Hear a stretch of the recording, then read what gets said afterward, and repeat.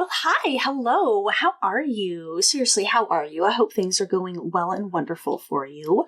Welcome to Crime Dive. My name is Crystal Sky, and if you're anything like me, you find yourself drawn to true crime cases. So that's what I talk about.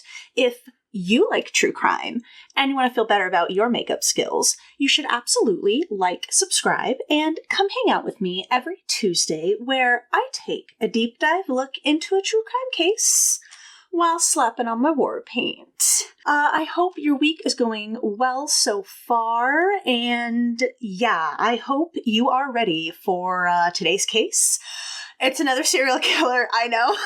I know, I've done so many. I can't help it. These are the cases that, just really stick with me, So yeah, today's case is a pretty wild one, all right? It is about Herbert Baumeister, who I'm calling the closeted serial killer. Now, if you look online, there are many who call him the I-70 killer, all right?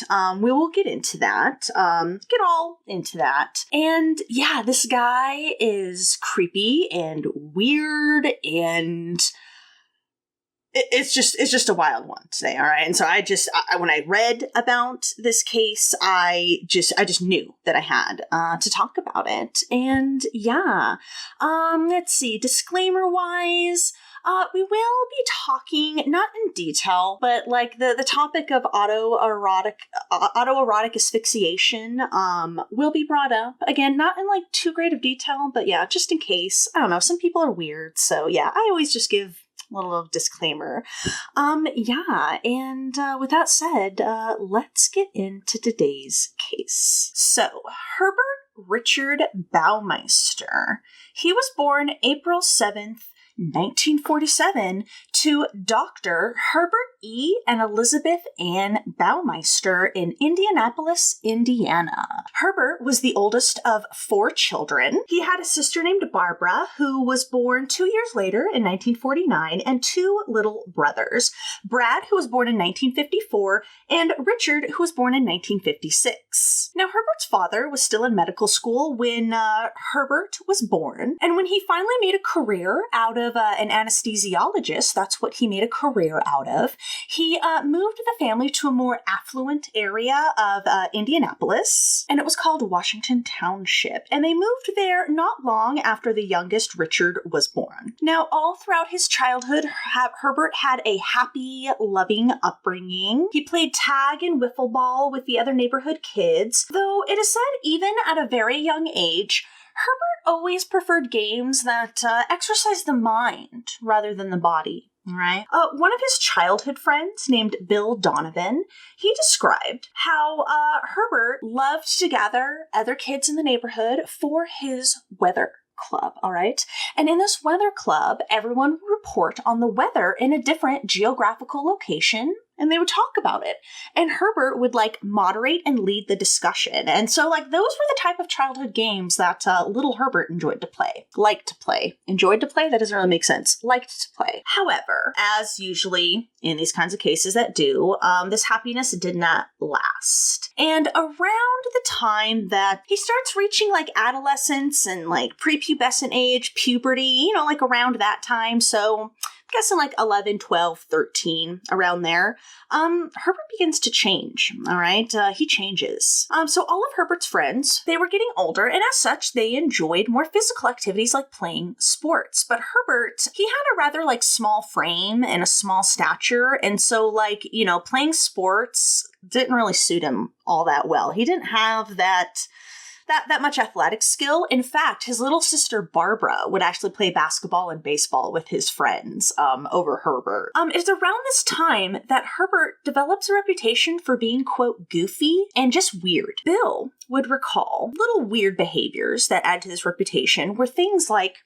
every evening, all right, without fail, just like clockwork, every evening at 5 p.m., little Herbert would sit in front of the television, watch his cartoons, and eat a peanut butter sandwich and some carrots. And this was like clockwork, 5 p.m., on the dot.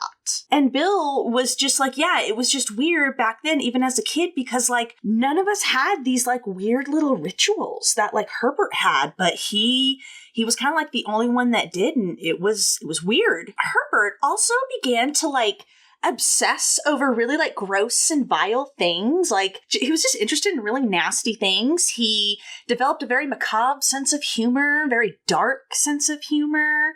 And yeah, it again just added to that weird reputation that he was getting. He seemed to lose his ability to judge right from wrong. He was very volatile and disruptive in the classroom, interrupting class several times. One time, Herbert asked Bill what he thought it would be like to drink human urine. So yeah, like weird things like this.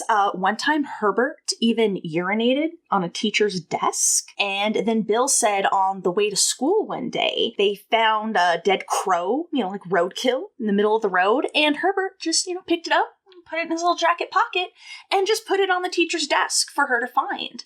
Unclear if this was the same teacher whose desk he also urinated on. But yeah, these were like the little behaviors that he was exhibiting. These were the kind of things he was talking about, what it would like to drink human urine and stuff like that. Like just very weird. And it got so bad. And it finally got to the point where like teachers and school officials, they contacted Herbert's parents because they were just at a loss. They were just like, something needs to be done. All right. Now, Herbert's parents, they did notice the changes in Herbert. They weren't oblivious, and so they did send him for a psychological evaluation. Now, it is said Dr. Baumeister, Herbert's dad, he was a pretty mild-mannered guy, but something about Herbert just, quote, tore at him. And according to Bill, he said that it seemed like Dr. Baumeister would always give Herbert, like, a harder time than his siblings. Like, Herbert was chastised more. He was the one who got in trouble for seemingly mundane small things. His father would also smack Herbert either, on the butt or upside the head or just wherever, and just slap him upside the head and just say, quote, "Herbie, how could you be so stupid?" And yeah, his father did this in public. Bill witnessed this several times. Who knows what he did behind closed doors? But yeah, it is said that he wasn't like this with Herbert's siblings, which, yeah, I just thought was very bizarre. But any time that Herbert received physical punishment from his father or anyone else, he was just like unemotional. He wasn't fazed. He just like sat there and took it. And Bill, again, witnessed this on several occasions. Now, it is said Dr. Baumeister, he had great expectations for his firstborn son, and Herbert just never lived up to them. Herbert's parents did send him for a psychological evaluation, and it is here when he's in his adolescence and, pubescent age, like teenager, that Herbert is diagnosed with schizophrenia and multiple personality disorder. But the Baumeisters never sought treatment for their son. Now, it is very easy for us here in, 2022 to, be like, oh my God, I can't believe they, just ignored that. Like, that's terrible. But just for some context, remember, when Herbert is diagnosed with this, it is the 1960s. And more often than not, those who suffered from schizophrenia at this time were institutionalized. At these institutions, they weren't exactly treated with care. The prevailing treatment at the time for schizophrenia was electroconvulsive therapy, ECT. I hope I said that right. And this is where patients would be shocked for extended periods of time and for several periods of time throughout the day. And the purpose of these shock treatments, this shock therapy, wasn't to cure anything. No. It was to make the patients more manageable for the hospital staff, easier for the doctors and nurses to manage. Now, in the mid-1970s, apparently a drug therapy replaced this disgusting practice. It's torture is what it is. And many who took it were able to, I guess, lead like relatively normal lives. Now, it is unclear whether Herbert ever received a good look. I just cannot talk tonight. It is clear whether Herbert ever received this drug therapy ever. But yeah, we do know in the 60s that he was not treated for, institutionalized, or anything like that for his schizophrenia. And so, yeah, I'm guessing that's probably why his parents did not seek treatment for him. And with his father, being a doctor, being in the medical field, he would be aware that this would be the treatment. So now, Herbert continued on into high school. He went to North Central High School, and here he maintained his grades, but on the social field, he kind of failed miserably. So, like he had been as a child, Herbert was more interested in academics than athletics, and he had extracurricular activities in the biology, geology, government, and chess clubs, though his clubmates could never really recall Herbert at these things. He was just sort of invisible. He was just sort of there, those kind of people. Now, Herbert, he always wanted to fit in with the cool kids. Always wanted to fit in, and in doing so, Herbert was that kid who tried too hard. You know that kid. We all knew that kid that just tried really, really hard because they just so desperately wanted to be part of the in crowd, so desperately wanted praise and acceptance. Yeah, and then they just come off as cringe and kind of annoying and weird. That was Herbert. Now, at his high school, apparently, like, the football crowd, and their whole social circle, they were sort of like the in crowd at Herbert's high school. And so, yeah, Herbert tried and failed repeatedly to, win their approval and would just constantly humiliate himself and was just really cringe. And in 1965, Herbert graduated high school a virtual loner. And later that fall of that same year, Herbert attended his father's alma mater, Indiana University, IU. But, so at college, how for a lot of outcasts and, weirdos and whatnot, this seems to be college is usually the place where you find yourself, you find your niche, you find your crowd and all that stuff. Well, this was not true for Herbert. He still failed miserably. He was still considered a weirdo and was still a relative loner. Now, it said he was an outcast because of his quote, strange behavior. Don't know specific details about that, but yeah, we already have some details, so you can only imagine. And Herbert actually ended up dropping out of school his first semester. And for a while, Herbert would sporadically enroll and drop out and re-enroll in school several times, never completing his degree and never obtaining a college degree. So, under pressure from his father, who remember is a doctor, in the fall of 1967, Herbert re-enrolled again, this time studying anatomy. But once again, he dropped out in his first semester, although this time around, it wasn't a total loss or failure. He had met someone. He had met a woman, and her name was Juliana Sater. The two had begun dating and just found out they had a lot in common, such as both having an interest and passion for cars, both being politically conservative, and both having entrepreneurial ambitions. They each wanted to own their own business. And yeah, they just found out they had lots in common, and they clicked, and yeah, they became a thing. Now, Juliana, or Julie as she preferred, she was the daughter of a superintendent at the Naval Air Warfare Center. Try saying that 5 times fast. And this was a research and development facility located in Indianapolis's east side, or on Indianapolis's east side, I should say. Julie had an older brother named Daniel, and her childhood was much like Herbert's in that, it was happy and loving and upper middle class. She attended Lawrence Central High School, whereas Herbert struggled, to fit in and didn't really have any friends.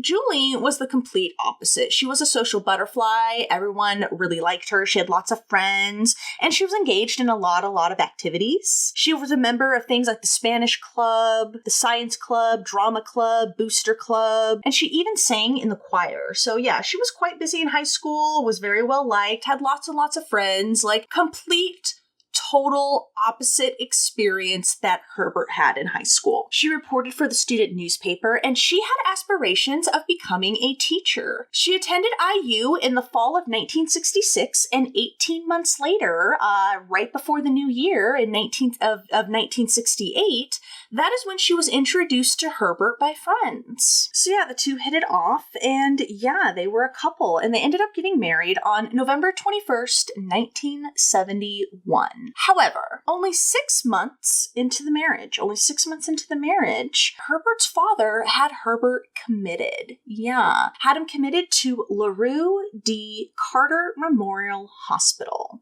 Now, this was a state-run psychiatric facility and hospital, and also served as like a research center for IU students. And it is not known why Dr. Baumeister did not take his son to a private hospital, which he easily could afford, but according to locals, for a well-off prominent physician like Dr. Baumeister to put his son in this state-run facility, this was sort of like a public admission that his son had long-term problems and had deep psychological issues. So it was kind of a big deal. Herbert ended up staying at the hospital for 2 months. Now, it is not known what exactly caused Dr. Baumeister to admit Herbert to this hospital. We don't know.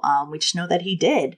And remember, this was only 6 months into the marriage with Julie, and she was not scared off, all right? She stood by her man, all right? She was not scared off. She was not deterred. Despite Herbert's weird behavior and despite his father committing him, she stuck by him and even visited him in the hospital. And, I mean, I don't know why I'm surprised about this, considering the time period that this happened in, but like, Julie never once discussed Herbert's hospitalization with either him or his father. Didn't discuss his hospitalization with her husband or father-in-law, which is just kind of like, I don't know how you don't talk about something like that. But again, considering the time, I guess it's not too surprising. So Herbert and Julie, they continued being married, and they went on to have 3 children. A daughter named Marnie, who was born in November of 1979. They had a son named Eric, who was born in January of 1984. And they had another daughter named Emily, who was born in August of 1984. Now, since college hadn't been in the cards for Herbert, it is said that Herbert's daddy got Herbert a job at the Indianapolis Star. And here, he was a copy boy. And he would, run reporter stories in between other tasks and errands. It's pretty much like the office beach. You know what I mean? Like pretty much like a PA or something. Like he just was kind of like the errand boy. And this is actually where Herbert was working when he first met Julie. Now,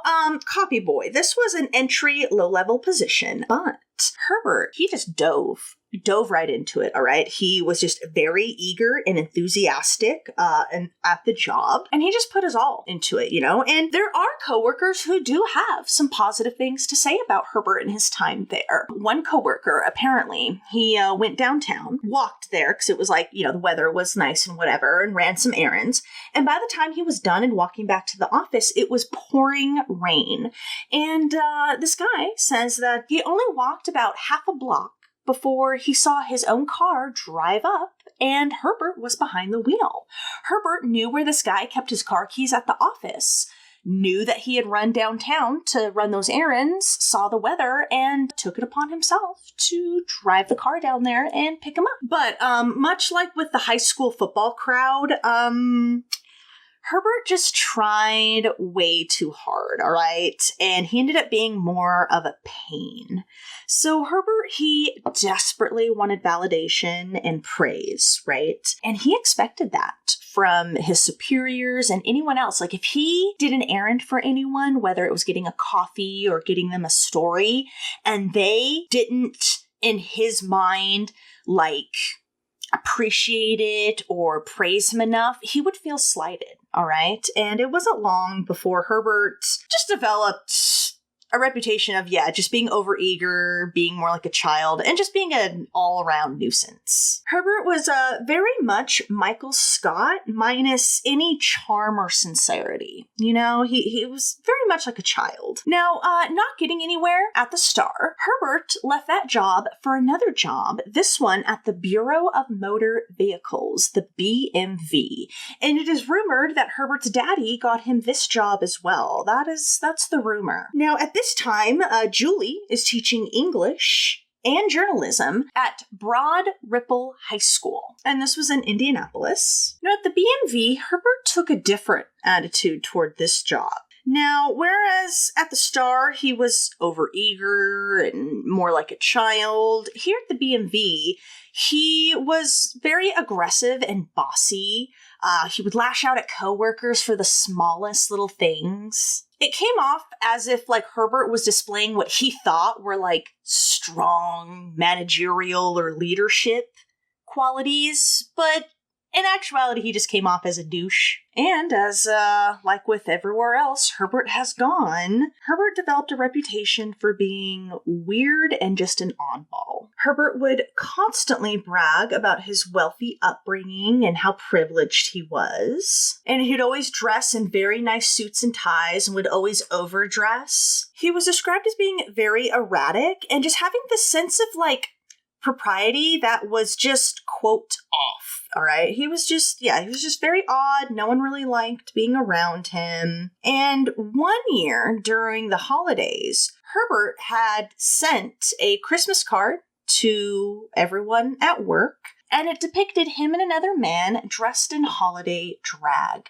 And I believe they were sitting in each other's lap or something, like something, not too scandalous. Like, here in 2022, we wouldn't really, like, bat an eye at that, right? But this was in the 1970s, and remember, this is also Indianapolis, which was a very conservative area, so this did not help Herbert's reputation. And now, talk around the water cooler was that Herbert was a, quote, nut job and a closeted homosexual. Now, through his 10 years with the BMV, he would end up being with the BMV 10 years. During those 10 years, despite his poor relationship with his coworkers and this odd reputation, he was seen as a go-getter who produced results by the higher-ups. The people that aren't actually there day to day in the trenches seeing what's going on.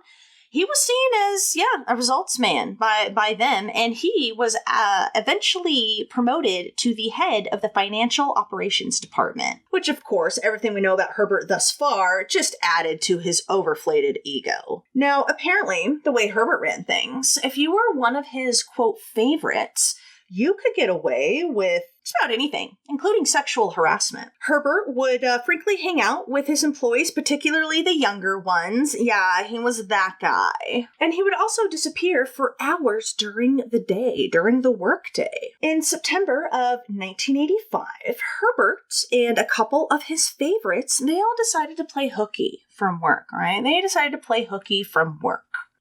And they went day drinking at some rural property that someone had access to. And among the employees that went, some were underage. And at one point, Herbert, who was drunk, got behind the wheel of an employee's car and ended up crashing into a parked car.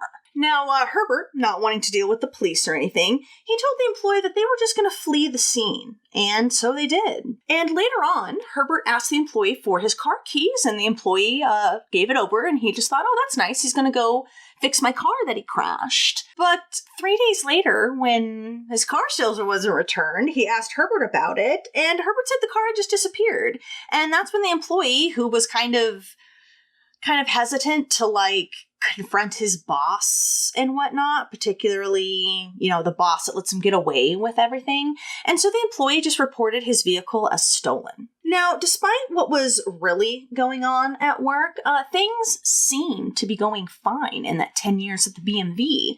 And so Julie actually quit her job teaching in 1975 in order to be a full-time mother and dedicate her free time to charitable organizations. I also read reports that she was also burnt out on teaching as well. But in reality, all right, even though things seem to be all sunshine and roses at the BMV, in reality, Even Herbert's favorites were getting kind of sick and tired of his attitude and his behavior, and those who had known about the events of that day ratted Herbert out to the police, as did the employee whose car he wrecked. It seemed that the criminal acts were like the bridge too far for these people, and so they ratted Herbert out. And in March of 1986, Herbert was arrested for stealing the employee's car and conspiracy to commit theft. Now, at his trial, though, and by the way, I believe he spun this during this time to Julie as like an ex-employee or employee or someone at work wanting to get even with him. And so they were dredging up a bunch of stuff.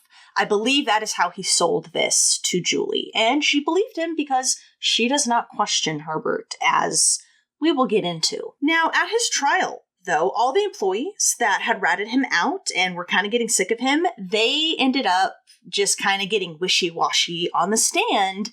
And because of that, Herbert was actually found not guilty. But this wasn't all good news for Herbert at this time, all right? So he may have gotten off on those charges, but around this time, not long after escaping those charges, he was ultimately fired from the BMV when he was caught urinating on a letter that was addressed to then Indiana Governor Robert D. Orr. Yeah, I just, like, even if it's, like, someone you don't agree with, like, politics or whatever, like, what are you doing? What are you doing? Like, peeing on someone? Like, what is wrong with you? That's so disgusting, you know?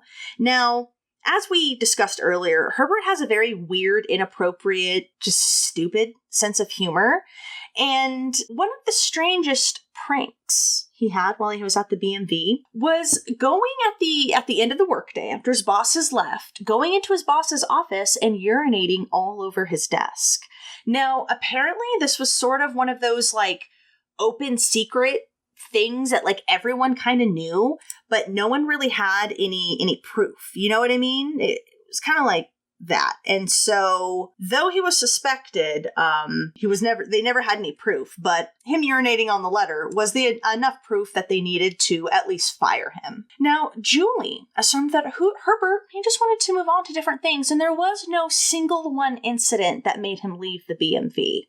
Yeah, that's what Herbert told her, and again, she believes him. Now, Herbert would be in between jobs for about a year, and Julie was still volunteering, not wanting to go back to teaching. So during this time, the Baumeisters were living off their savings. Herbert also took care of the childcare during this time. It is said that he was actually a very involved father from the moment his children were born, and that he was actually a very attentive, active father.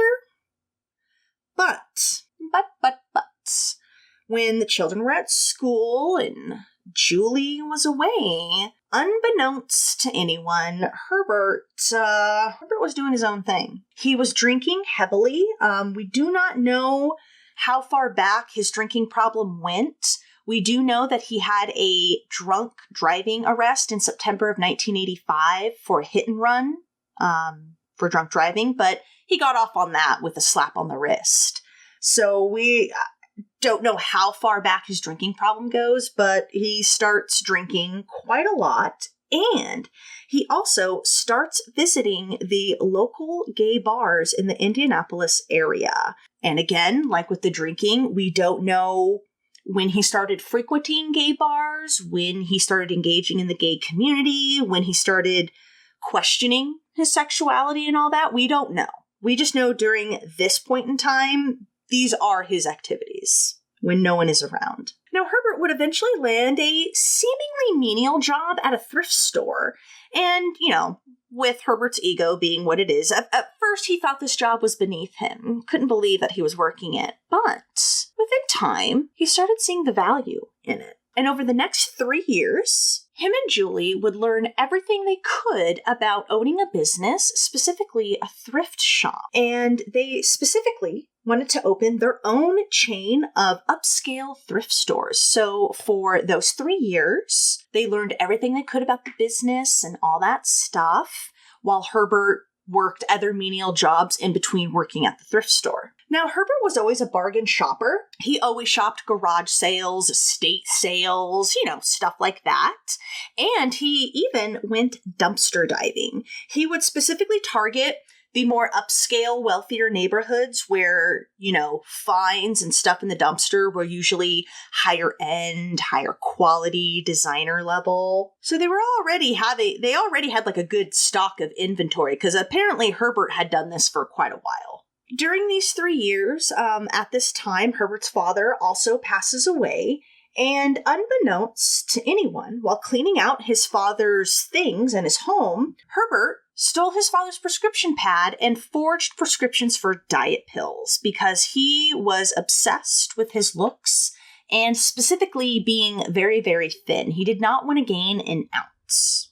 In 1988, Herbert borrowed $350,000 from Mommy for him and Julie to start their business aspirations. They opened a thrift store of their very own that they called Save-A-Lot. It was stocked with high-quality used clothing, furniture, and other items, and quickly garnered a reputation for being very organized, very clean, and having very nice inventory and product. The couple had ended up doing all the repairs on the actual brick and mortar store themselves, like the drywall, the painting, all that stuff, in order to save money. And the Baumeisters even dedicated a percentage of their profits to a local children's organization. It was to the Children's Bureau of Indianapolis. And this is a nonprofit organization that dedicates their time and resources to helping out struggling families and stuff like that. And the Save-A-Lot store, when it opened, was so successful, and in its first year, that the Baumeisters actually opened a second location in 1990, only 2 years later. So yeah, they were riding high right now. Their stores were very successful. I mean, that's very rare too, especially in your first year. And for the first time in the Baumeisters' relationship, their marriage, they were not living hand to mouth. They were not living paycheck to paycheck. They were rich. Or at least way better off than they had ever been before. In November of 1991, the Baumeisters, they moved to their ultimate dream home. And oh my God, this property is so gorgeous. So gorgeous. It's an 18-acre horse ranch called Fox Hollow Farms. When the Baumeisters bought this property, they still retained ownership of their rinky-dink house by comparison that they had been in this whole time. They did still keep ownership of that. So yeah, Fox Hollow Farms. Oh my God. It was located in the upscale neighborhood, or the upscale Westfield area. This lied just outside Indianapolis in Hamilton County. This property was, oh my God, it's a large, beautiful 11,000 square foot multi-million-dollar mansion. And oh my God, it has like every dream amenity you could think of. I feel like all that's missing is like a gigantic library or something. But yeah, it had a stable for horses and an indoor heated pool. Like what? Like, oh my God. Like this would be like a total dream to live in. It had 15 rooms, including 4 bedrooms, 5 bathrooms, and a full living room. The Baumeisters were barely able to afford this mansion because even though they were doing well, this mansion was still outside their means, but they were able to afford it because the owner had not had a lot of luck selling the property and they were desperate to sell. But this still required sacrifices on the couple's part because remember, like I just said, it was still outside of their means, though they were doing well. Some of these sacrifices, including them having to maintain the grounds themselves. We have just a front yard, backyard, and side yard here at our home, and we have to have someone come every week just to trim the grass and, keep the trees at bay and stuff. So can you imagine what it takes to maintain the grounds of this large property? But that was part of the sacrifice that they would have to make if they wanted to stay there. Additionally, remember, not only do they have this property to maintain, they also have their stores to run, 2 stores now. And Julie has said that at this time, it was a draining existence. It was tiring, but also a fulfilling one. And yeah, because of the businesses and having to take care of the property, the Baumeisters were working 7 days a week. And on the rare occasions that they were able to get some time off, they weren't even able to spend vacations together as a family because someone always had to stay behind to manage the businesses. The couple often took the kids up to Herbert's mother's condo up in Lake Wawasee, and usually one of them would take the children up there while the other stayed behind to maintain the business. And usually the one that stayed behind to maintain the business would come up on the weekends. And as you guessed it, more often than not, it was Herbert who was staying behind. And Julie says that there were a few times where he would actually stumble in kind of late. He would stumble in looking like, quote, hell warmed over. And he would stumble in on Saturday afternoon, in the late afternoon. And this was on more than one occasion. But yeah, so it's a draining existence for sure, but things are going well for them, They're doing well, their businesses are doing well, they got a beautiful home, and for the very first time in his life, Herbert's reputation, it's transformed. He's now considered a well-respected, successful family businessman who was charitable and generous and donated money to charity, and he was just riding that wave. But as we know, right? It's not all sunshine and roses. That's not really what's happening here. Now, Julie, even though she wanted to present this picture-perfect family to the world, she would later admit that things were not all fine and dandy. She would later admit that things in the marriage weren't the best. In all their years of marriage, Julie would later go on to reveal that her and Herbert had sex maybe only half a dozen times in all of their years of marriage. And in all their years of marriage, Julie had never seen her husband naked, never seen him fully nude. She said that he would always undress in the bathroom, turn the lights off, and then slip into bed. Now, Julie did not have a lot of close female friends, so she never talked to anyone. So she never really understood just how abnormal, at least compared to average married couples in their position, how abnormal their relationship actually was. And I think, honestly, even if she had some girlfriends to confide in, I still don't think she would have talked to them about it, because she puts her head in the sand. And on top of that, working together also caused a lot of friction in the marriage. Herbert always treated Julie like a subordinate, an employee, an inferior, rather than his business partner, his spouse, He would yell at her for no reason and treat her like he treated, and treat her like he treated all his former coworkers. You can only imagine how he treated his employees, if this is how he's treating his wife. And often, just in order to avoid a fight and just move on, Julie would acquiesce to Herbert's demands and just, refer to him when it came to business decisions. And as you can guess, this started causing resentment and tension in the relationship, because you can't just be walked over and be fine.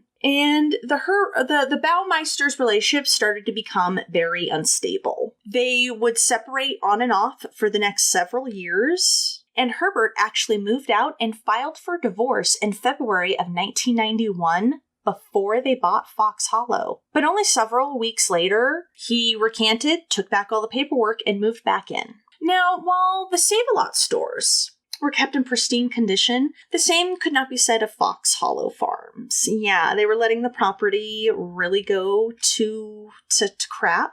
The grounds were overgrown with weeds and was just very unkempt. The roof of the property was so besieged by a raccoon infestation that the Baumeisters just neglected to take care of, that raccoon feces and urine started seeping through the ceiling into the bedrooms. Yeah. Ugh. Inside, the house was always a mess. It was disorderly. Like, it was very, very clear that housekeeping was a very low priority for the Baumeisters, which, I mean, I guess raising 3 kids and running 2 stores, yeah, I guess something's going to get neglected. And it seemed to be the property, their home. There was just clutter everywhere. And super weird. On Julie's insistence, there was always a fully decorated fake Christmas tree in the living room all year round. There were trash bags piled so high in some rooms that they reached the ceiling. And I think they were filled with just the random junk and stuff that Herbert collected. Like, I think it was sort of like a kind of like hoarder style, you know? I don't think it was actual trash. The only area of the property that was even somewhat maintained was the pool/pool bar area. And this was located in the basement. The wet bar down there was always well stocked. Herbert always had extravagant furniture down there. And he also had several mannequins that he posed to suggest like a lavish cocktail party down there, which is just creepy. Now, to escape the rockiness of the relationship, it is said that Julie often took the kids to Herbert's mother's condo at Lake Wawasee. And as we'll get into, while Julie and the kids are away, Herbert will play. So in 1994, the couple's 13-year-old son, Eric, and a friend named Kevin Dennison, they were playing in the backyard, in the wooded area that was about 20 yards behind the property, and they found a human skull. Yeah. Now, the boys placed the skull on a stick and headed back to the property because they wanted to, put it on a stick and scare Eric's sister Emily with it. But Julie saw them through a window first, and she immediately demanded that they show her where they had found it. And when they did, there were also other bones that were found there. Now, Julie asked Herbert about this that evening, and Herbert brushed it off, saying, my dad used skeletons in his research. Your dad, the anesthesiologist, but okay. My dad used skeletons for his research, and when I was cleaning out his house when he died, I found that and decided to bury it. And Julie's response? Okay.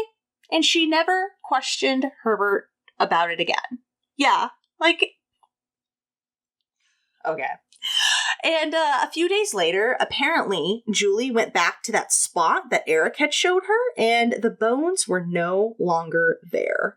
And again, she never broached the subject with Herbert again. Now, not long after the second Save-A-Lot store opened, that's when the businesses began to head downhill. They started to decline, and they really began to lose money. The stores, while successful, they had always had their troubles, and it was mainly due to Herbert's mismanagement. And also just due to his, perfectionism.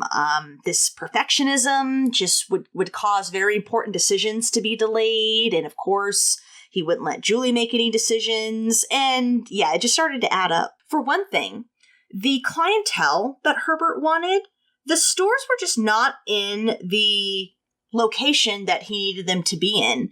He wanted upper class clientele, and I just don't understand, dude. I don't understand. If you grab this stuff out of upper scale neighborhoods, what makes you think that they're gonna want to go to your thrift store and get that? You know what I mean? I lived in a relatively nice area in Orange County, and the Goodwill store there, they had stuff, Coach bags and stuff, because, like Herbert does in more upscale areas, right? The stuff that is donated or throw out tends to be higher quality. So I don't know what Herbert was thinking is why he would think those same people would want to come shop at his thrift store. Those kind of people aren't even going to go to a thrift store. So I don't know what his deal was about that. But yeah, he wanted a more upscale clientele. Herbert's drinking increased, and he started, blatantly drinking. He started acting very belligerent with customers, employees, and it was definitely spiraling. And it really wasn't long before the stores were just neglected and in shambles and just really looked awful. Now, unbeknownst to Julie, at night, after cruising the gay bars in the Indianapolis area, Herbert would come home, go down to the bar, drink some more, and cry. Just curl up in a ball and cry over just everything, the failing businesses and everything. Herbert had even had a drunk driving arrest that he had hidden from Julie. It was from July of 1994, and she had not known about it. She found out about a year later in 1995 when she tried to add their daughter to the car insurance and saw that the rates had skyrocketed. So again, like I said, Julie is very much a head in the sand type of gal. She does not know what is going on. And Julie, meanwhile, she was getting stressed out. She was exhausted from all the stress and worry and didn't know what was going to happen with the businesses and thought her husband was acting stranger and stranger by the day. Now, as everything was caving in on the Baumeisters' marriage, unbeknownst to either Herbert or Julie, a murder investigation had begun in Indianapolis. In 1977, former Marion County Sheriff Virgil Vandegrift, he retired, and he started and opened up his own private investigation firm who specialized in missing persons cases. And in June of 1994, Virgil was contacted by a client. It was a distraught mother who was looking for her son. Her name was Mary Beasley, and she was looking for her 28-year-old son, Alan Broussard. Alan was a nursing assistant at an AIDS hospital, was described as just being very bubbly and happy, very good with patients. He was HIV positive and was last seen at a popular gay bar called Brothers in June of 1994. Specifically June 6th, 1994, excuse me. Now, though Alan was prone to be, kept a pretty erratic, schedule, stayed up late and, partied and all that, he still kept in regular contact with his mother, and they would talk and visit with each other at least once a week, if not more. Mary hadn't heard from her son, and she was frantic, all right? She was very frantic. You see, one of her 3 sons had already been killed in a car accident earlier that same year, and she just wasn't sure if she could take another heartbreak. Oh, which I know, isn't that was just so heartbreaking. So yeah, Mary was desperately looking for her son. She had hired another private investigator besides Virgil, in addition to a psychic, because she was desperate. She was grasping at any straw that she could. Now, Virgil noticed that Mary was more uncomfortable talking about her son's private life. He did struggle with alcoholism. He did struggle with heavy drinking, so much so that Mary had to actually take back the car that she had got for him after his second drunk driving arrest. And though he was pretty angry about that, the two had been on good terms the last she saw him. Now, after some investigating and digging, Virgil found out that, Alan did indeed drink quite heavily, and he was a regular at the gay bars in the Indianapolis area. Alan had also been a stripper at a private club called the Unicorn, but he had been let go from there, again, due to his drinking. And a person who worked with Alan at the hospital said that in the 6 months leading up to his disappearance, Alan was engaging in sex work.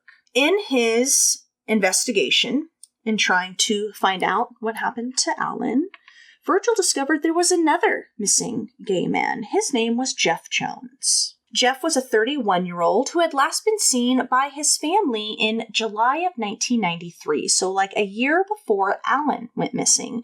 His family had dropped him off at the Salvation Army's detox center in Indianapolis, but instead of going to rehab, Jeff had taken off. He was seen by a friend the next morning, but after that, he just disappears. There is no more sightings of him after that. And like Alan, so Virgil is discovering that this Jeff guy is missing, and he starts noticing that there's a lot of similarities between Jeff and Alan's cases.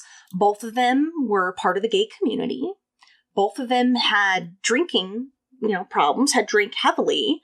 Both had frequented the local gay bars of the area and were, known among the bartenders and such. And kind of creepily enough, they also looked really, really similar. So about a week or two later, week or two after taking on Alan's case, Virgil was contacted by another distraught mother looking for her son. This distraught mother was Catherine Araujo. I hope I said that right. And her missing son was Roger Allen Goodlet. He was 33 years old, was known as Alan to his friends, but I'm just going to call him Roger for simplicity's sake because we already have an Alan. And he lived with his mother, Catherine, and her second husband, Henry. And they lived in Indianapolis. Roger was born July 30th, 1960, and was the youngest of 3 children. He had a brother named JR and a sister named Cynthia. Now, Catherine would later discover that Roger had suffered brain damage during his birth when his brain was bruised as he was being delivered.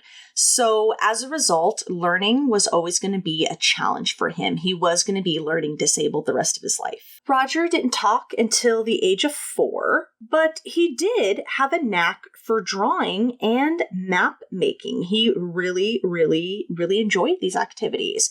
And he would actually ask his mother to drive them around the new subdivisions that were propping up in their neighborhood.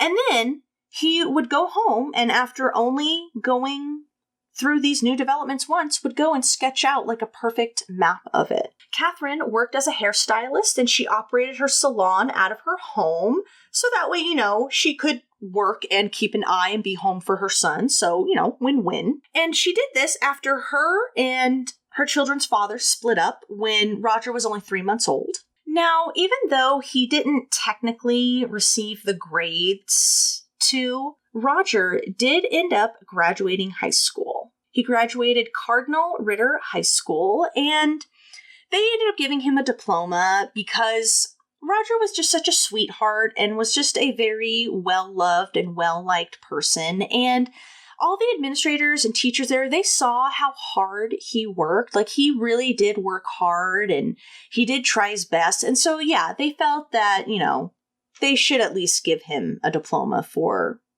growing and learning and developing as much as he could, so I don't know, I just thought that was super sweet. Roger he just had a reputation for just being a very sweethearted guy that people just loved. He was described as the type of guy that would give you the shirt off his back. He would spend his last $10 on someone else. And yeah, he was just a super sweetheart. He loved cats and amusement parks.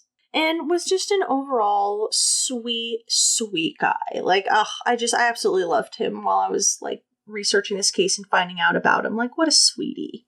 Now, over the years, Roger did hold a variety of, small part-time jobs. And though he had tried living on his own, it was best when Roger just lived with his mother and stepfather. Now, Roger didn't have a driver's license, so he relied on public transportation to get around. He wanted to be as independent as possible. And on the morning of July 21st, 1994, for some reason, Catherine decided to give Roger his birthday present early. It was a brand new outfit. She got him jean shorts that went below the knees, a green, gold, and white striped shirt with a hood, and a pair of black boots that went just over the ankle. And Roger was super over the moon. And Catherine says she didn't know why she decided to give him his birthday present early, especially 9 days early. But yeah, she just decided to. Now, later that afternoon, Roger's friend Jeff called several times. Every time it was Jeff, and he wanted Roger's help in moving an appliance. And every time he called, Roger would just ask his mom to tell Jeff that he wasn't around. And after about the 4th time that Jeff called, she finally just, told her son, why don't you just go over there and help him? Why don't you just, talk it out and, get it over with? And so finally, around 3 p.m., Roger relented and he left to go help Jeff move that appliance. Now, Catherine didn't know too much about Jeff, just that he had dropped Roger off after he had taken Roger to a hair appointment. And Roger, he never really brought his friends around the house, so Catherine didn't really know a whole lot about them. After Roger and Jeff were done moving the appliance, they stopped at a gay leather bar called Our Place, nicknamed OP's. Now, Catherine is not sure when Roger started dabbling in the gay community or even questioning his sexuality or anything like that. She's not sure. And she thought that maybe he was introduced to the scene by someone he met on the bus. Because Roger, again, he was a sweetheart of a guy, so he would talk to people on the bus. Roger had also started drinking and frequenting the gay bars. And at first his drinking wasn't really a problem. Roger hadn't really drunk as a teenager, but eventually he started, just kind of stumbling in, kind of still trashed from the night before. And Catherine thinks that Roger started drinking because it just helped him relax. It helped him, relate to people more and just kind of, be himself. Roger did get into a little bit of trouble while he was at the bars, though. He had a record of 18 arrests ranging from solicitation to public indecency to public intoxication. Now, it seems though that the local police who did remember Roger, they were aware of his disability. And so, yeah, they would more often than not just drive him back home to his mom's. Because Roger just didn't quite, he didn't quite get that you're not supposed to do these kinds of things in public, he didn't quite understand that because of his disability. And so, yeah, more often than not, the cops would just drop him off at his mom's house. And in fact, across all of those 18 charges he had, he spent maybe a grand total of a week in jail across all those charges. And the bartenders at the gay bars, they also remembered Roger and remembered him as just, being a sweetheart. He was fondly remembered by everyone. And so, of course, they allowed Catherine to put up his missing posters in their bars and, kept their ear to the ground for any word or sighting of him. So when the next day, July 22nd, had come and gone and Roger hadn't, come home, Catherine immediately was worried because this was not like Roger at all. And so she called Jeff up. She'd gotten his number from the caller ID that she had from his phone calls before.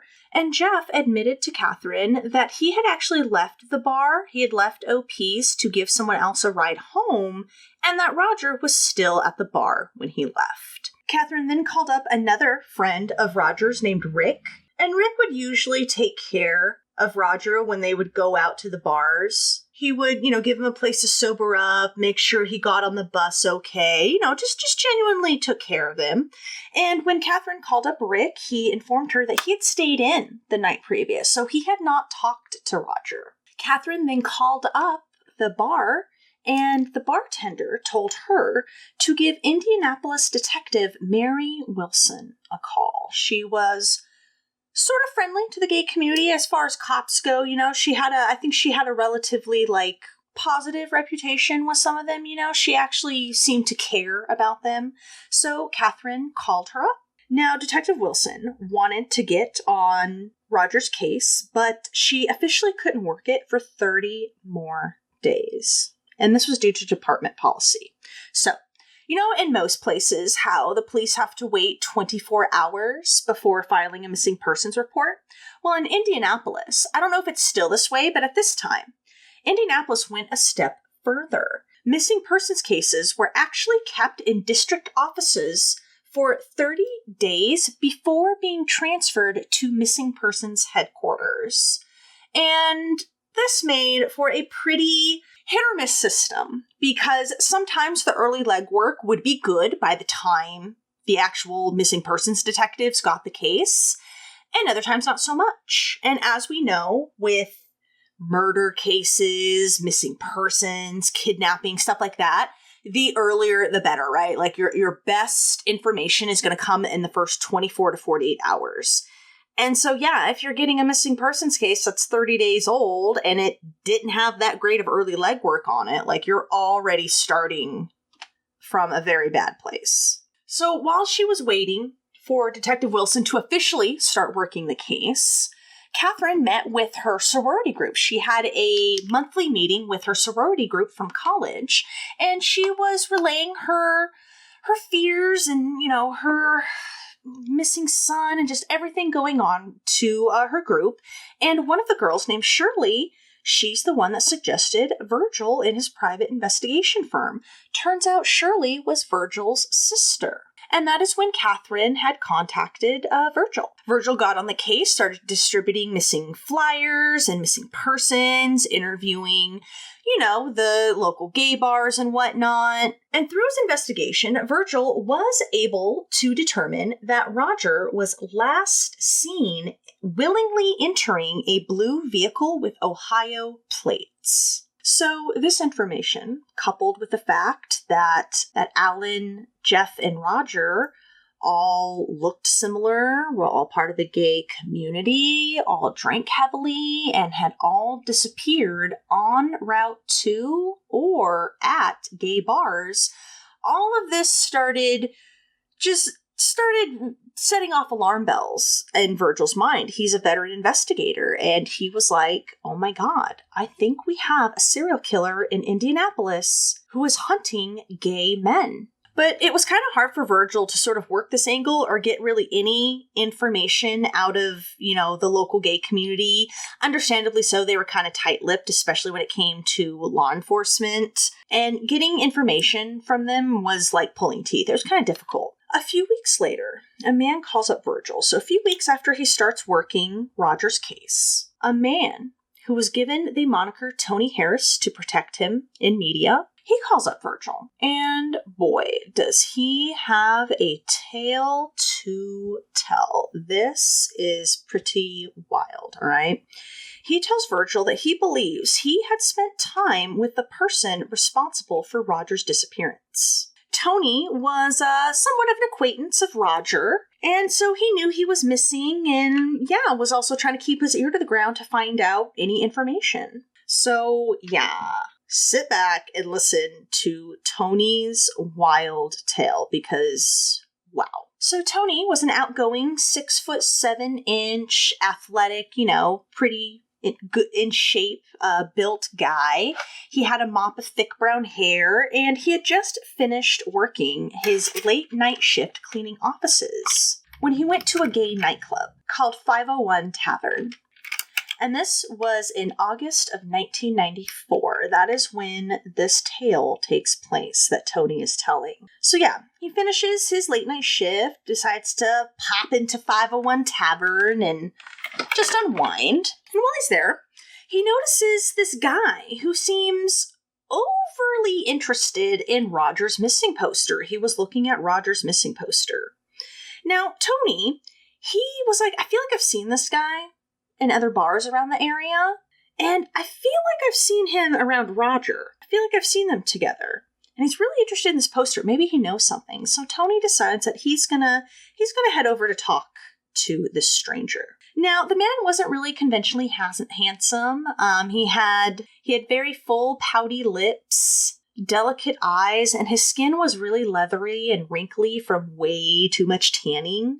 Tony noted that his clothes, though business conservative, he was wearing like button-down and slacks, they were wrinkled as if they were like taken out of a duffel bag or something. Now, this guy, he was also pretty short, especially compared to Tony, who's 6'7", and he just kind of gave off this very like vulnerable appearance. And so Tony decided to ask him about Roger. He's just like, oh, you know anything about Roger there? And this guy just seems to ignore this question. And instead introduced himself to Tony, introduced himself as Brian Smart. And he said he was a 28-year-old landscaper from Ohio, though Tony pegged him for much older than that due to his overtanned skin. He thought he looked much older. So as the evening progressed and they talked, Brian invited Tony over for a swim at a house that he was house-sitting for while the owners were getting ready to move in. Brian told Tony that he was doing landscaping for this sprawling mansion, and he was able to just kick it there and kind of house set for the couple that he was doing this for until they could move into the mansion.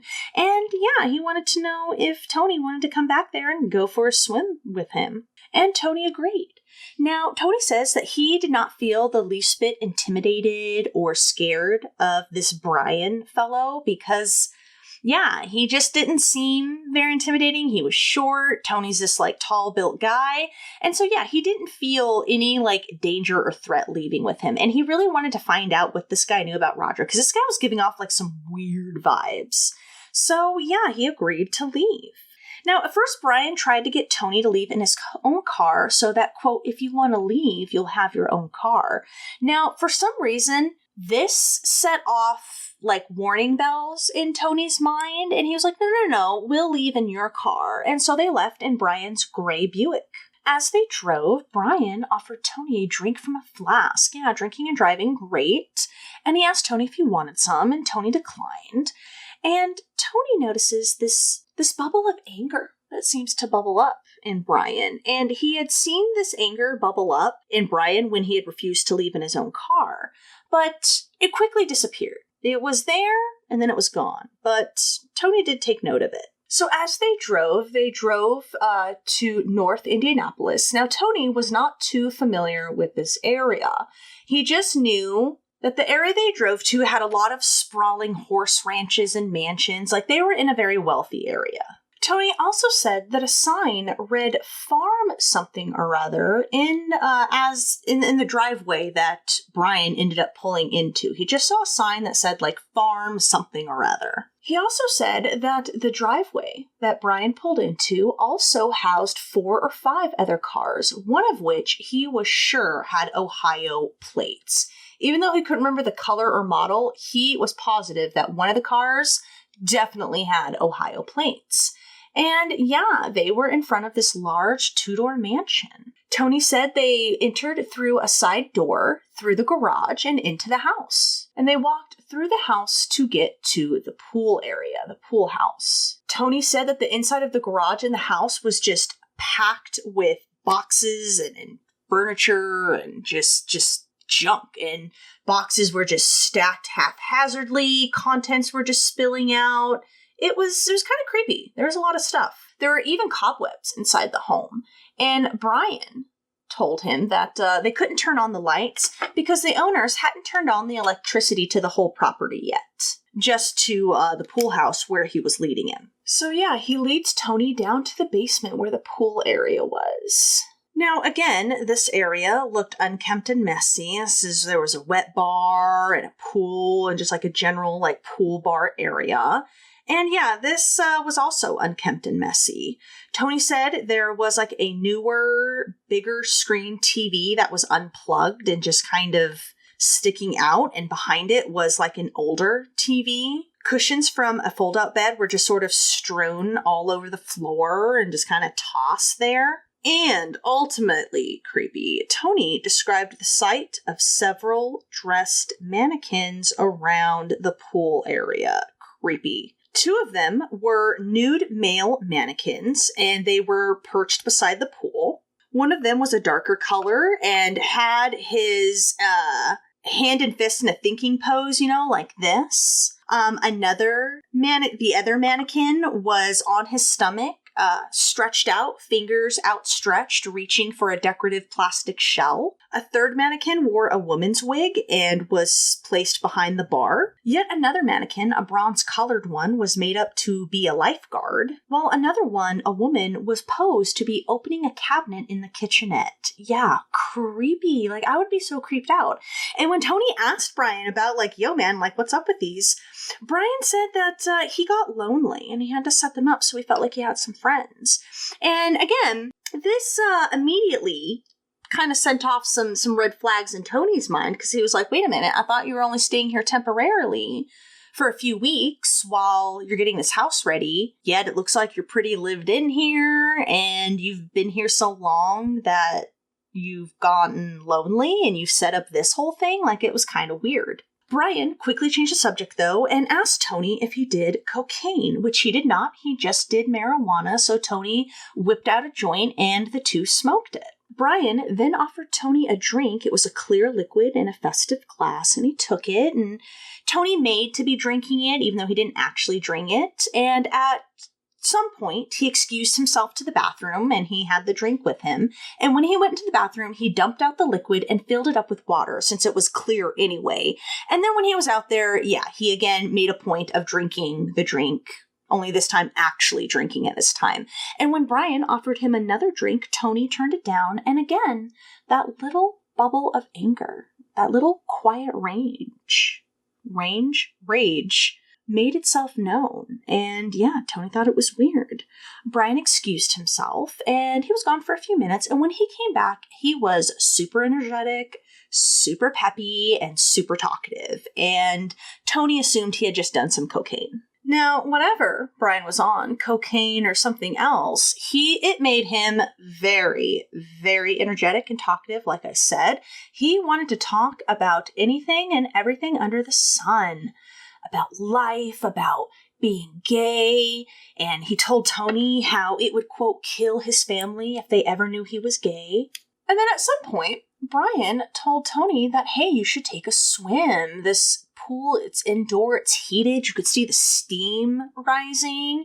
He was like, you should totally take a swim. And Tony was like, okay. And so he took off his shirt and got in. Meanwhile, Brian, is still chatting and is sitting at the edge of the pool watching Tony swim. And at one point, Tony, just kind of chills on the side of the pool. Brian's sitting there and they're just talking. And Brian brought up the topic of autoerotic asphyxiation. And he got up and disappeared for a second and came back with a pool hose.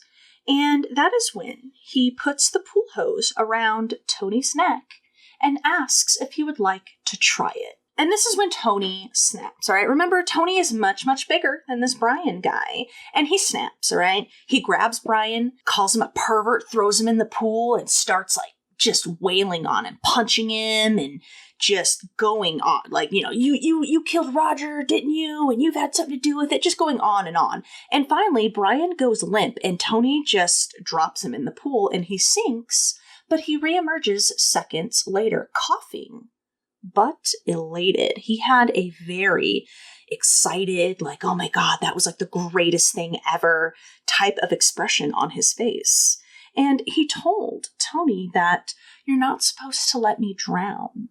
Yeah, that's all he had to say. Yeah, was that oh, you shouldn't have let me sink. He was all about this. He then started telling Tony, quote, tricks that he knew about autoerotic asphyxiation, stuff that he knew about the carotid artery and how to block it off just so to, get that high. He talked how much it turned him on to see the other person's face, to see it change color, to see their lips change color. And he was just going on and on and on. And by the way he was describing this and getting excited, Tony was almost certain that Brian knew something about Roger, if not actually killing him himself. It was just really weird. It was also apparent that whatever Brian was on, he was riding high, all right? His speech was very quick and slurred. He couldn't focus too long on one subject, and he was just bouncing just from subject to subject, talking endlessly. Brian then at one point pulled out the sofa bed, got undressed, and begged Tony to choke him while he masturbated. And Tony complied. Tony has said that at this point, he was so freaked out, so numb, so realizing the situation he had gotten himself in, that he just felt the need to make Brian compliant and make him as happy as possible, because he honestly did not know if he was going to make it out of this alive. And so he's you know what, I'll just do whatever it is that he wants. And also he did want to find out about Roger, and he was well, in for a penny, in for a pound. I'm in it this deep, I might as well see how far I can get him. And so, he did what Brian wanted. And so since he, knew that he was going to have to, go all the way to get some answers that he wanted, that is when Tony then put Brian's hands on his own neck and he started touching himself and acting like he was really enjoying everything. And, Brian's grip got a little tighter. And this is when Tony was thinking, what would happen if I just passed out right now? If I just dropped and feigned unconsciousness, what would this Brian guy do? Would he try to bury me? Would he try to strangle me more? What would happen? And so Tony feigned unconsciousness and pretended to pass out from Brian's grip. And when he opened his eyes, he said that Brian was there looking very rattled and startled, and his eyes were wide, and he was just oh my God, you passed out. Oh my God. He just kept going on, saying quote, you can die doing this. There have been accidents. And when he said that, that is when Tony asked, is that what happened to Roger? Is this what happened to Roger? Is this what you did to Roger?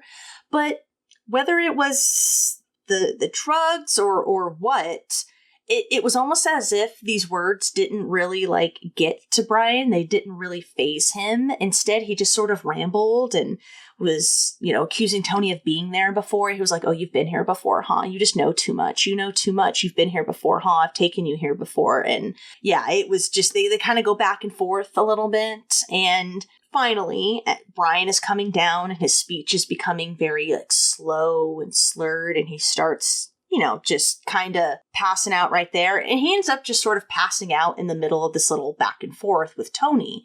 And when he is sure that he's asleep, that is when Tony starts searching the area, searching for anything, looking for Brian's ID, something of Roger's, something that would get him, that would show proof that this guy was up to no good, all right? And he was dangerous, but he couldn't find anything. Finally, Tony went upstairs to call his older sister, Tammy, to let her know the jam he had got himself into. Even though he didn't know where he was, he knew the general area and just described to her, what the situation had gotten himself into, because he figured if he wasn't going to make it out of there alive that night, someone had to know what had happened to him. Brian ended up waking up around sunrise. And he said that he had to, quote, grab some papers and run some other errands. And so he left Tony at the house by himself to, quote, sleep or whatever. Yeah, weird. And Tony takes his time to explore the house. He said there wasn't a whole lot of furniture and it looked like there hadn't really been, a family living there in a while. And it looked like the kitchen was the most lived in part. There was a fully decorated Christmas tree in the living room, which really creeped him out. Upstairs, the cleanest bedroom contained a set of twin beds, and in the closet was a bunch of high-end video and recording equipment, which made Brian wonder if maybe this guy was some sort of strange filmmaker from Hollywood or something. Another room contained women's clothes, and yeah, just the state of the house, all this random stuff, it just gave off very weird, creepy vibes. Eventually, Brian returned and actually seemed put out when Tony wanted him to drive him the 30 minutes back to the 501 Tavern parking lot to get his car. But Brian did what Tony asked. And before he got out of the car, when they got to the parking lot, Tony made like he wanted to meet up with Brian again. He was convinced at this point that this Brian guy definitely knew something, definitely was dangerous, and someone needed to be warned about this guy, all right? But he needed more evidence. He needed some sort of proof to show someone. And so to that end, Tony made that, he wanted to meet up again. He was like, oh, we should meet up again next Wednesday for more, quote, fun and games. And so Brian gave him his Ohio number and I think a cell phone number. And yeah, the two had made plans to meet up again next week. Now, 2 days before he was due to meet up with Brian, that's when Tony called up Virgil after the Indianapolis police and the FBI and every other law enforcement agency had just rudely dismissed him. They didn't believe anything Tony said because Tony was kind of rambling a little bit. There were some details he couldn't quite remember. He wasn't even sure if it actually was Brian Smart. He may have said Brian Stats. He wasn't even sure at that point. But two details that he never wavered on was that Brian was virtually hairless and had shaved all of the hair on his arms, legs, chest, and everything, and that Brian was very, very lonely. Now, after hearing this bizarre, wild tale, Virgil believed Tony. He did. He believed him, and so he made plans to tail Brian at this meetup that he was supposed to have with Tony. But Brian ended up never showing up to the second meeting, and the calls to this number that he gave Tony went unanswered. And Tony's vague recollection of the house location, that didn't help either. But in his investigation of trying to find out who Brian was, who this guy was, and trying to follow this lead, Virgil found out that there was a murder investigation going on in Ohio. He talked to Preble County investigator David Lindloff. And after talking to him, that is when he found out about the I-70 murders that Lindlof was actively investigating. There were a number of gay men's bodies that were found along the Interstate 70 in western Ohio and Indiana. The murders had begun in 1980 and had ended in 1990, and all 12 victims had been found near water and had all been strangled with some sort of ligature, either a necktie or a rope. Like I said, these murders had been dubbed the I-70 murders, and 4 of the victims had actually hailed from Indianapolis's gay community. And like Virgil, investigator Lindlof found it very hard to get information from the gay community, and so he recommended him to a journalist named Josh Thomas, who happened to be a member of the gay community himself.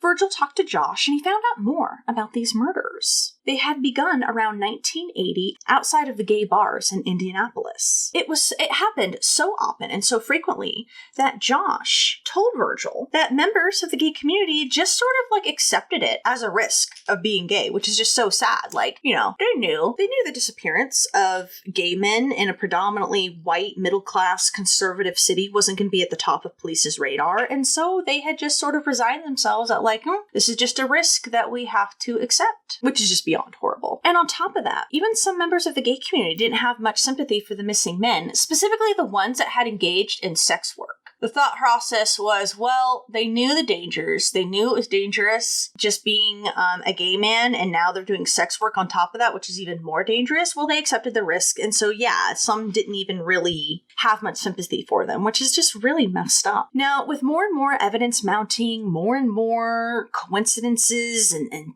similarities in all these cases, Virgil decided it was finally time to go to the police, which he was, of course, nervous about, considering how Tony was received. But he decided to call up a detective that he knew and respected, Indianapolis detective Mary Wilson. Yeah.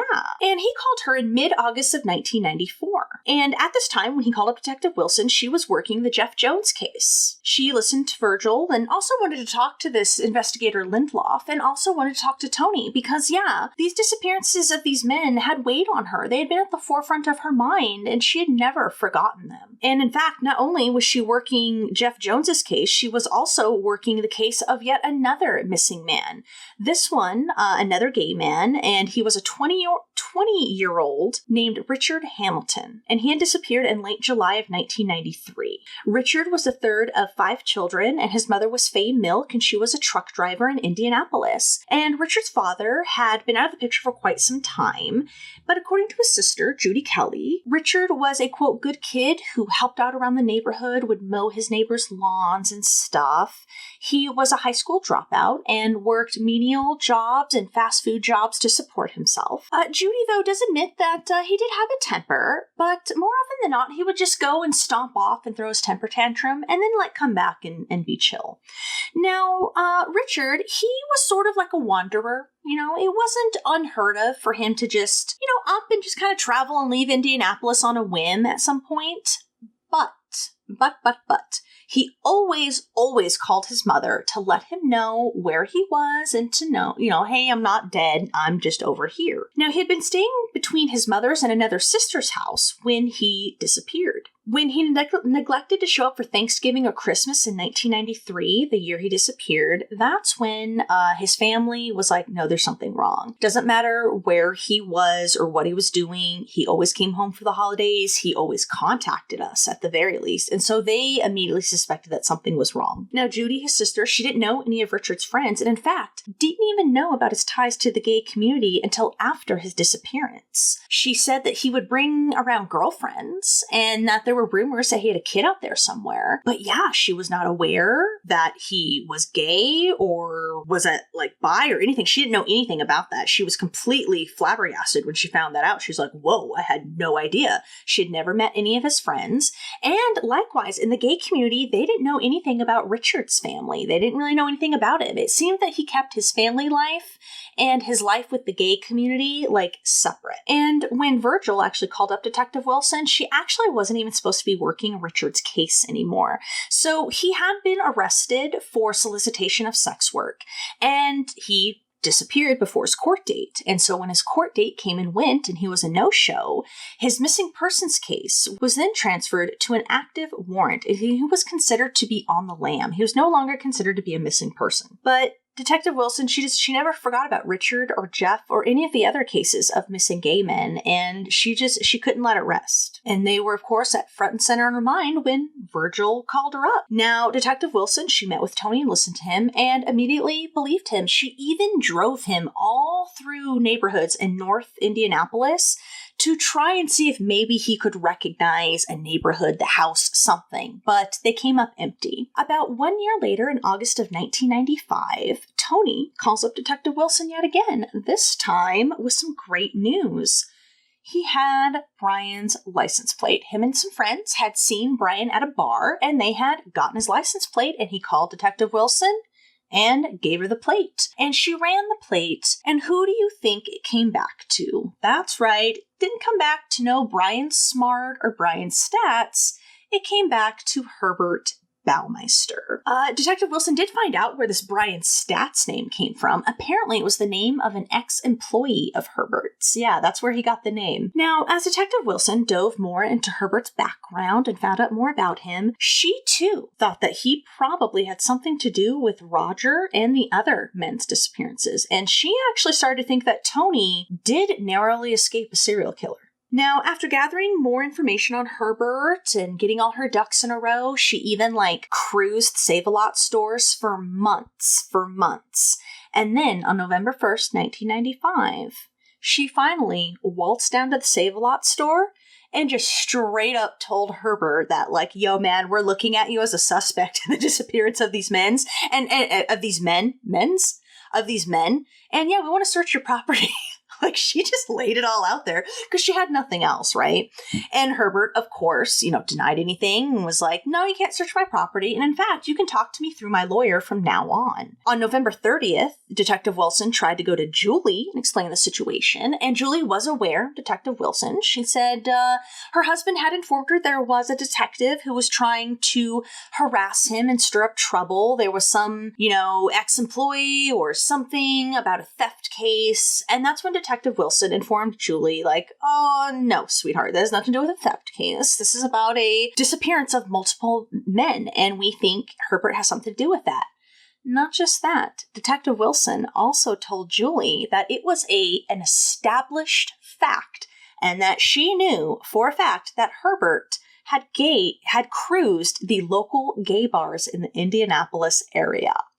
Yeah, which of course Julie was completely shocked by, and of course, denied it, and of course denied allowing Detective Wilson or the police to search Herbert's property. Julie believed that this was just some employee who had an axe to grind, and she didn't believe that Herbert had any ties to the gay community. She was in full denial. Detective Wilson tried getting Hamilton County officials to issue a search warrant, but yeah, there just wasn't any evidence, There just wasn't anything there. And over the next 6 months, after Detective Wilson confronts Herbert in November of 95, over the next 6 months, Herbert seems to suffer an emotional and mental breakdown, and it seemed that Julie had also finally reached her limits. The Children's Bureau had canceled their contracts with the Save-A-Lot stores, and the Baumeisters were facing bankruptcy. Their marriage was at an all-time low. Herbert had moved out, and in January of 1996, Julie actually filed for divorce, citing Herbert's, quote, emotional instability. Though Julie said that she never fully intended to go through with this. This was just to get Herbert's attention, which must have worked because a short time after that, Herbert had moved back in. But just because he had moved back in didn't mean that things were fine. It was far from it. Not only was the marriage breaking down and was just not good, the stores were on the brink of bankruptcy. It was a mess. Herbert's reputation was going down the toilet. Herbert was belligerent and mean to employees and customers. He verbally abused them.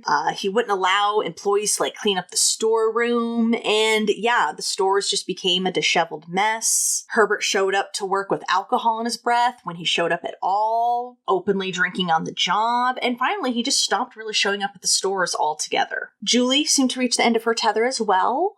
She finally accepted that the marriage was irretrievably broken, and the couple, they weren't even speaking to each other at this point. They were not even speaking to each other. And all of this started creating doubts in Julie's mind, and she started questioning things. This loyalty that she held to Herbert started to degrade and started to chip away, and she started having a lot of questions. And on June 24th, 1996, through her lawyer, Julie contacted Detective Wilson and said, you know what? I'm going to allow you to search the property. The lawyer also informed Detective Wilson about Eric finding that skeleton 2 years prior. And at this time, so that same day, investigators, they swarmed Fox Hollow to start searching the property. And that same day, as Julie and her lawyer contacted Detective Wilson, and as authorities are swarming the property, Herbert is actually up at Lake Wawasee with Eric hanging out at his mom's condo. So he is not aware that any of this is going on. So yeah, when investigators started searching the property, it was discovered that the concrete patio, which had like small pebbles and rocks in it, also contained bone fragments. This concrete patio was someplace that the kids had played on for years. Yeah. They were playing on bone fragments. Doesn't that creep you out? And in the following week, when real excavation of the property began, investigators found a lot. They found bones and bones everywhere. They were everywhere on the property. They even stretched out to the neighbor's property. Yeah, there were bones everywhere. One of the bones found was a fractured hyoid bone. Hyoid bone? It's the tiny bone that sits above your voice box, and it's usually broken when someone is strangled. And all in all, they found about 5,500 bone fragments on the property, most of them not being bigger or wider than your average puzzle piece. 5,500. Bones found near the neighbors' properties were much larger. They found like ribs, mandibles, and spines. And it is estimated that the bones found were from approximately 11 men. 11. And unfortunately, only 4 of them to this day have been identified. They were Roger Goodlett, I know, Richard Hamilton, a man named Stephen Hale, who was 26 years old, and a man named Manuel Resendez, who was 31. Now, as investigators, they're unearthing bone fragment after bone fragment, like they're finding all this stuff. It seems to be sinking into Julie, like, oh my God, like this is for real. This is for real. It seems to really sink in for her. And she starts freaking out, like, oh my God, Herbert's with my son right now. He's with Eric right now. Oh my God, what if he does something to him? Like, she starts freaking out. Investigators, they're like, yeah, we need to get Eric out of Herbert's custody. And so, since the Baumeisters were starting a divorce, it was planned that Herbert would be served with custody papers at his mother's condo, where these papers would say he had to relinquish custody of Eric immediately to authorities and to Julie. And so, yeah, that's what they did. And when Herbert was given the papers, he immediately relinquished custody of his son. He did think it was some sort of legal maneuver by Julie, and he was none the wiser. Now, even though at this time, as he's relinquishing custody of Eric to local authorities, they're actively pulling up bone fragments, right? They're actively pulling up bones, and this seems to be a point of controversy. Herbert is not arrested. Even after, as he is giving custody to Eric, of Eric to authorities, and they are digging up bones on his property, he is not arrested. He's just left there, and they leave with Eric. Yeah. Some sources say that there just wasn't enough evidence. I'm not sure what happened, but yeah, Herbert was free to go. And later that evening, the story made the media rounds. That was another reason why they hurried up and tried to get custody of Eric away from Herbert, because they knew that this story was going to break soon. It was a big story. And yeah, Herbert disappeared. And he wouldn't be found until July 3rd, 1996, when his body was discovered at Pinery Provincial Park in Sanera, Ontario, Canada. I probably just butchered that entire name, but whatever. So yeah, this is 60 miles northeast of Detroit. And yeah, Herbert was dead.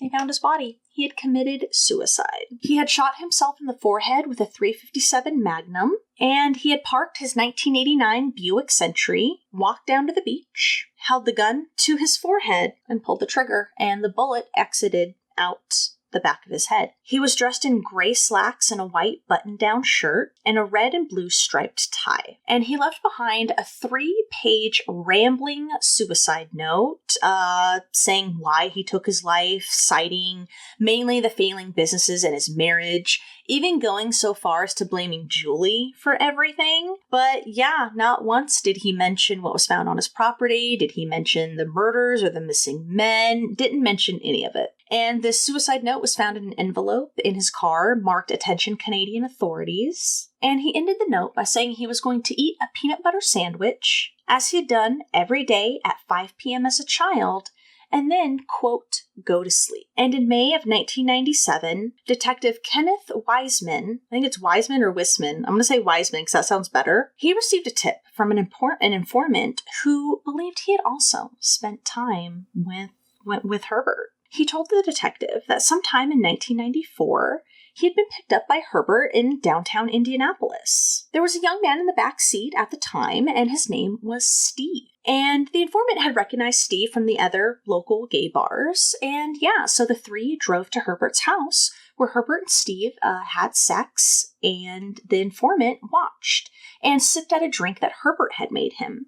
Now, the informant said that he felt like he had been drugged after he had sipped this drink. Later, when Herbert was driving them back, Stephen was asleep in the back seat, and that was the last time this informant had seen him. And later, in the summer of that same year, 1997, Julie called the detective, saying that she had found some items that she did not recognize. And this included a man's Indiana driver's license. It turned out that these items belonged to friends of both Stephen and Roger. And 2 years after his suicide in 1998, investigators concluded that Herbert more than likely also committed the I-70 murders. Then Sheriff James Bradbury, he said in a statement, quote, "If somebody has any information, we don't care who it is, we'd be happy to look at it, but Herb Baumeister is the only suspect we have in any of them." Now, some believe, though, that the police just wanted to kind of solve these murders, and Herbert was just sort of like the convenient